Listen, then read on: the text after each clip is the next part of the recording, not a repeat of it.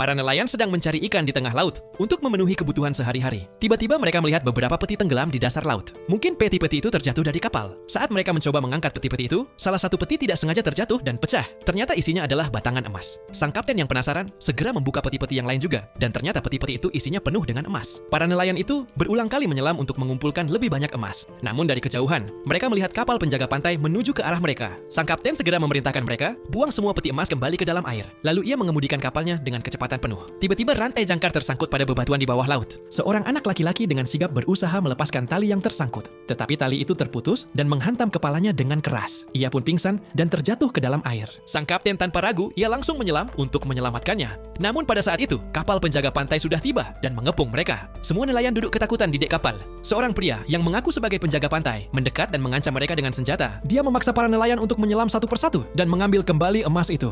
Saat itulah para nelayan menyadari bahwa mereka bukanlah penjaga pantai sungguhan, melainkan para bajak laut bersenjata lengkap. Dan emas yang mereka temukan rupanya adalah milik bajak laut itu yang terjatuh. Pemimpin bajak laut kemudian memerintahkan anak buahnya untuk mengambil kembali harta karun itu dan membunuh para nelayan. Seorang nelayan wanita segera menyadari bahwa ada yang tidak beres dan berusaha berenang ke atas. Tetapi seorang bajak laut meraih kakinya dan mencoba menariknya ke bawah. Di saat yang bersamaan, sang kapten datang. Ia menggunakan cangkang kerang yang ia bawa untuk memukul tangan bajak laut itu, hingga membuat bajak laut itu menjatuhkan pisaunya. Dengan cepat gadis itu memotong perlengkapan alat selam bajak laut dan mengikat kakinya dengan tali. Nelayan lain dengan cerdik menyeret bajak laut itu ke bebatuan dan menjebaknya. Kemudian, seorang nelayan lain datang dan memotong selang tabung oksigen bajak laut tersebut. Setelah itu, para nelayan berenang cepat ke permukaan. Mereka saling bergantian memberi isyarat untuk naik dan mengambil napas. Salah satu nelayan berhasil menyeret bajak laut lain ke sepetak rumput laut hingga bajak laut itu terjerat dan tidak bisa bergerak. Nelayan-nelayan lain datang dan mendorongnya ke bebatuan. Dengan kerjasama yang cerdas dan terencana, mereka akhirnya berhasil mengalahkan semua bajak laut. Saat semua nelayan kembali ke permukaan, sang pemimpin penjaga pantai mulai menembaki mereka. Melihat teman-temannya dalam bahaya, seorang gadis berteriak padanya. Tanpa ragu, ia melompat ke arahnya, mendorongnya hingga terjatuh dari kapal dan ikut melompat bersamanya. Namun ia tidak bisa berenang dan segera kehilangan kesadaran. Beruntungnya teman-teman nelayannya dengan sigap menyelamatkannya dan menariknya kembali ke atas dek kapal. Saat mereka sedang mendiskusikan rencana untuk melarikan diri, tiba-tiba pemimpin bajak laut yang sungguhan naik ke atas kapal. Ia mengancam dan memaksa mereka untuk melompat ke laut. Para nelayan pun tanpa daya menuruti perintahnya. Kemudian ia membuka sebuah peti dan mulai mengeluarkan berlian.